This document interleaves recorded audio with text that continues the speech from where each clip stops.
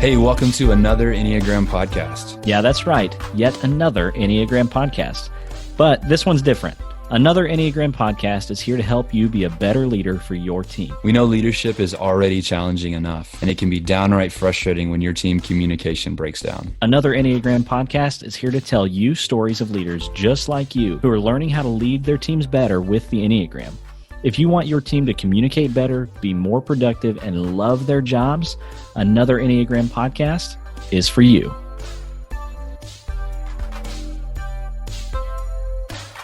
Hey, welcome back to another Enneagram podcast. I am one of your hosts, Ryan, with my co-host, Cody, and we are continuing our little mini-series of rapid-fire top 10 questions around the Enneagram.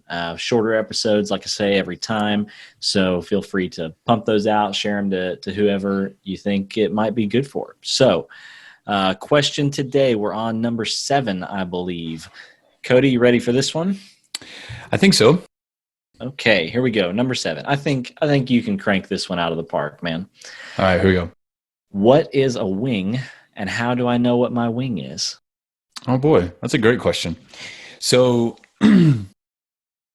once you have landed on your dominant type, we'll call it, so your primary type, you will look to your left and your right. So say for me, I have identified I'm a dominant type 7. So if I look to my one side, I've got a 6, and then one side I've got an 8, basically meaning my wings are the numbers directly on either side of my dominant type. One of the things you'll start to find is that your dominant type does not change. And one of the things that I've been told and I've kind of landed on until somebody steers me a different direction is that typically for a larger portion of your first half of your life, and when I say first half, we'll go like to early 20s, where you actually start kind of stepping into thinking for yourself and outside of maybe mom and dad's house, or you're in college and you're, all these new things. And then you step into a different kind of chapter of life. And a lot of times that wing will then shift. But I've also heard people say that your wings can actually shift even from moment to moment and day to day. So there's different, thinkings and theories around that. But for me, when it comes to your wing, is you'll have your dominant type in the personality that you've developed over time, and nature versus nurture. There's different things in there, but you'll actually kind of dig in and pull certain characteristics from those wings.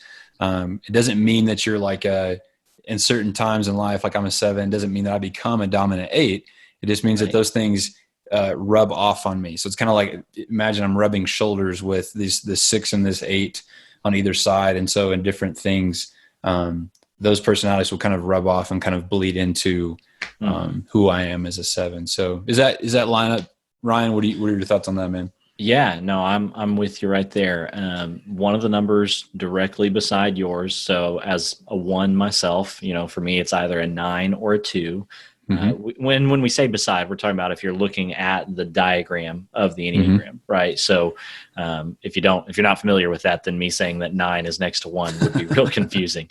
But on the Enneagram diagram, 9 and 2 are surrounding the type 1, which is what I am. And so as far as like switching wings, things like that, I've also heard, and I feel like even seen that, for me, I'm a 1 with a 9 wing, I think, but I will tell you that I feel like that 2 wing I see that being something that I really put a lot of emphasis on and attention on for, the rest of my life. Honestly, a lot of times I tell people whatever your kind of not dominant wing is one of the best areas to focus on for self-development, right? And so for me, that's definitely true. If I could develop some more traits of a 2 in my life, like that would just make me a whole lot more balanced individual, right? And so I do think that wings can be really important for that. And I agree with what you were saying. Like, it doesn't mean that you change into that number, right? As a 1 with a 9 wing, it doesn't mean I become a 9. In fact, I pretty much retain all of my oneness and then just add on some 9-ness as well. It almost flavors, your primary number, right? And so I think it's really helpful, especially when you are trying to see, like, let's say there's, you and then another 7, right? But you guys are not the same people, even though you might both be 7s, and wings are just one of the ways that you differentiate between people with the same core numbers. So how would somebody know what their wing is?